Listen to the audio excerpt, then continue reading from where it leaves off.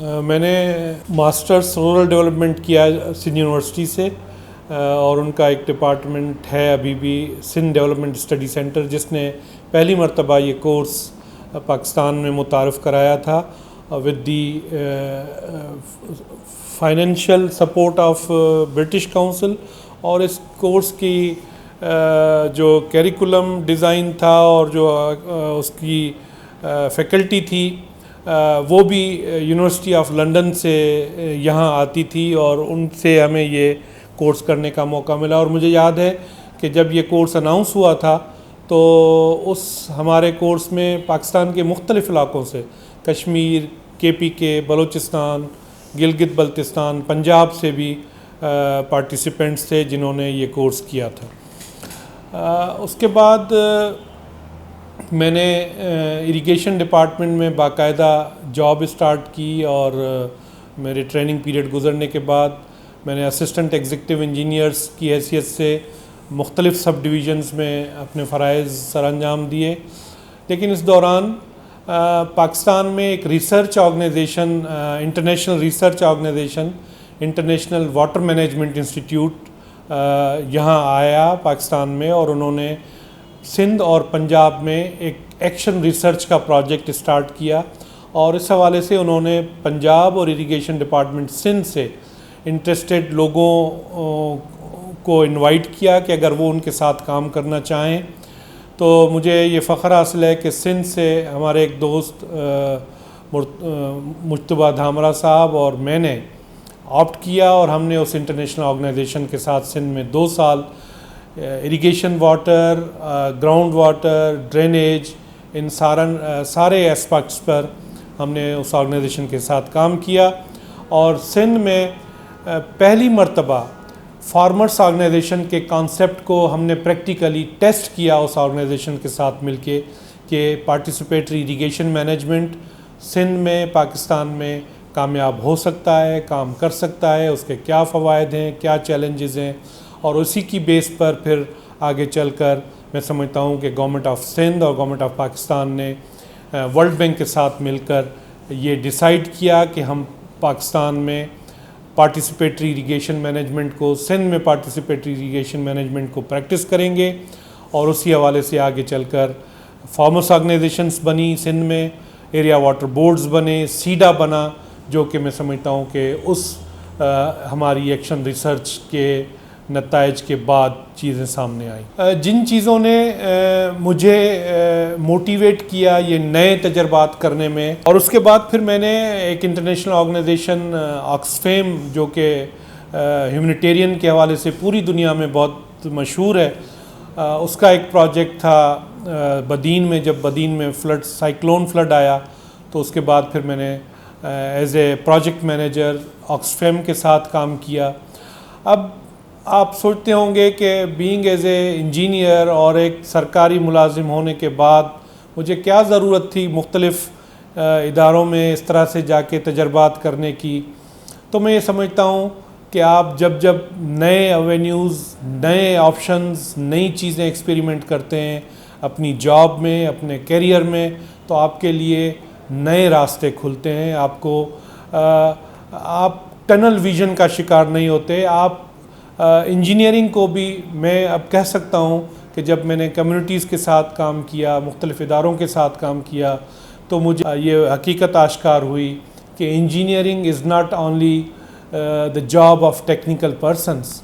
Engineering में जब तक आप लोगों की राय, उनसे मुशावरत, उनको साथ लेकर नहीं चलते, तब तक आपकी इंजीनियरिंग में बहुत सारे, और पाकिस्तान में बहुत सारे डेवलपमेंट प्रोजेक्ट्स आप उठा के देख लें, जो डेवलपमेंट प्रोजेक्ट्स आपको लोगों की मुशावरत, राय और उनको साथ लेकर चलने के सिवा किए गए होंगे, आपको उनमें बहुत सारे चैलेंजेस, मुश्किलात और रुकावटें नज़र आई होंगी। तो इसलिए इंजीनियरिंग जब आप लोगों के लिए करते हैं तो लोगों को साथ मिला के करने से आप ज़्यादा बेहतर नताइज हासिल कर सकते हैं। और एक और चीज़ जिसने मेरी रहनुमाई की मेरे करियर में, वो ये था कि टेक्नोलॉजी को अगर आप अपने साथ रखेंगे, टेक्नोलॉजी को लर्न करेंगे, नई नई चीज़ें आप करियर में सीखते जाएंगे, स्पेशली टेक्नोलॉजी रिलेटेड, तो आपके लिए नए एवेन्यूज़, नए रास्ते, नई अपॉर्चुनिटीज़ जो हैं वो सामने आती जाएंगी। आजकल के जो फ्रेश हमारे प्रोफेशनल्स हैं, नौजवान हैं, उनके लिए भी मैं समझता हूँ कि आपकी टेक्निकल नॉलेज, आपकी डिग्रीज़ बहुत ज़्यादा इम्पॉर्टेंट हैं। उसमें आपका स्किल्स, आपका एक्सपर्टी होना बहुत ज़रूरी है, लेकिन सिर्फ यही काफ़ी नहीं है। अगर आप समझते हैं कि आपकी डिग्री आपको प्रोफेशनल फील्ड में कामयाब कर सकती है, आपके लिए यही एक रास्ता बना सकती है, यही एक चीज़, तो मैं समझता हूँ कि हमें अपनी थॉट्स को चेंज करना होगा। हमें नए नए आइडियाज़ वाले रास्तों को एक्सप्लोर करना होगा। आप जिस भी फील्ड में हैं, इंजीनियरिंग में हैं, मेडिसिन में हैं, बैंकिंग में हैं, डेटा साइंसेस में हैं, जीआईएस में हैं, आपको नए नए रास्ते, नई डिस्कवरीज़, नई टेक्नोलॉजीज़ से जब तक आप बाखबर नहीं होंगे, आपकी सिंपल बीई की डिग्री, आपकी सिंपल एमबीबीएस की डिग्री, आपकी सिंपल एमबीए की डिग्री आपके लिए हेल्पफुल नहीं हो सकती। एक चीज़ ये है, और दूसरी ये चीज़ है कि आप अपने आप को डाइवर्सिफाई करें। आपकी अगर एक फील्ड इंजीनियरिंग की है तो आप उसमें ह्यूमन टच दें, आप उसमें सोशल टच लाएं, आप उसमें टेक्नोलॉजिकल टच लाएं।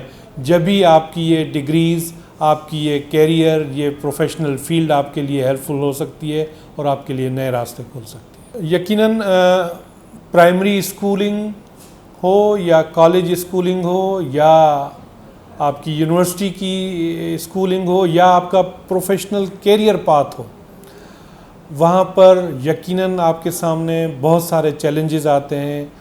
ऐसी सिचुएशंस आती हैं जहाँ आदमी फील करता है कि मेरे लिए शायद ये चीज़ कवर करना, इसको अबूर करना नामुमकिन होगा। लेकिन मैं समझता हूँ कि हर जगह, जैसे मैंने बताया कि कराची मेरे लिए एक नया शहर था। कराची में रहने वाले जिन बच्चों की या जिन दोस्तों की हमारे क्लास फेलोज़ की स्कूलिंग कराची में हुई, कराची के बड़े बड़े तालीमी इदारों में हुई, जब पहली मर्तबा हम उनके साथ क्लास में बैठे तो हमें लग रहा था कि हमें कुछ नहीं आता, हम कैसे ओवरकम करेंगे। या एक और छोटी सी मिसाल दूं कि जब मैंने ज़िक्र किया कि कॉम्प्रिहेंसिव स्कूल में जब मैंने एडमिशन लिया तो वो इंग्लिश मीडियम स्कूल था। मैं रवायती सरकारी सेक्टर में सिंधी मीडियम का स्टूडेंट था। मैंने जब सारे अपने सब्जेक्ट्स इंग्लिश में देखे तो मुझे नहीं लगता था कि मैं इनको पास कर सकूंगा, क्योंकि मुझे इंग्लिश इतनी नहीं आती थी, मुझे वो किताबें पढ़ना भी नहीं आती थी। लेकिन मैं समझता हूँ कि इन सारे चैलेंजेस का अगर कोई एक जवाब है तो वो ये है कि आप मेहनत से, आप जब डिटर्मिनेशन कर लें कि yes I can do it, मैं कर सकता हूँ, जब दूसरे कर सकते हैं तो मैं क्यों नहीं कर सकता, ये एक मोटो या ये एक जो चीज़ रही वो उसने हमेशा मुझे इनकरेज किया। और मैं समझता हूँ कि हार्ड वर्क आपकी बड़े से बड़ी कमज़ोरी को ओवरकम कर सकता है। आप भले ज़हीन न हों, आप भले इंटेलिजेंट न हों, आप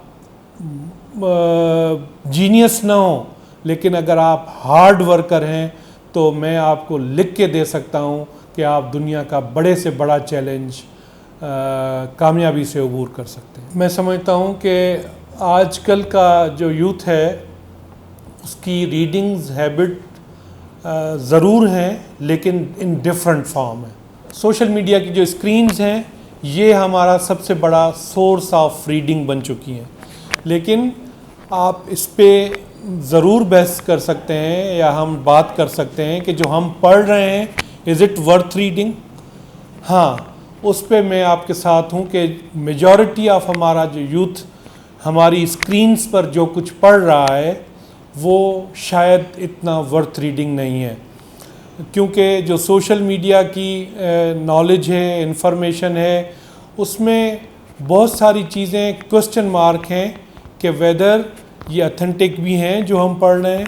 हमने बुक रीडिंग्स हमारी सोसाइटी में यकीनन कम हुई है, बहुत कम हुई है, लेकिन अगर आप दुनिया में देखें तो बुक रीडिंग कम नहीं हुई है। आपके इवन बराबर में इंडिया में अगर आप देखें बुक रीडिंग वहाँ पर कम नहीं हुई है।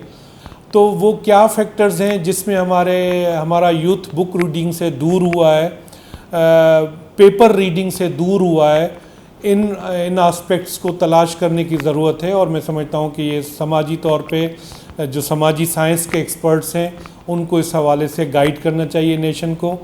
लेकिन और चीज़ मुझे याद है कि हमारे ज़माने में अखबार पढ़ने का एक रवाज होता था, जो कि आज की यूथ उस ट्रेडिशन से बहुत दूर हो चुकी है। अखबार पढ़ना सिर्फ़ आपको ख़बर से आगाह नहीं करता, वाक़यात से आगाह नहीं करता, आपको एक डिफरेंट ओपिनियन नहीं देता मुख्तलिफ़ इश्यूज़ का, आपको में एक रीडिंग हैबिट भी जनरेट करता है।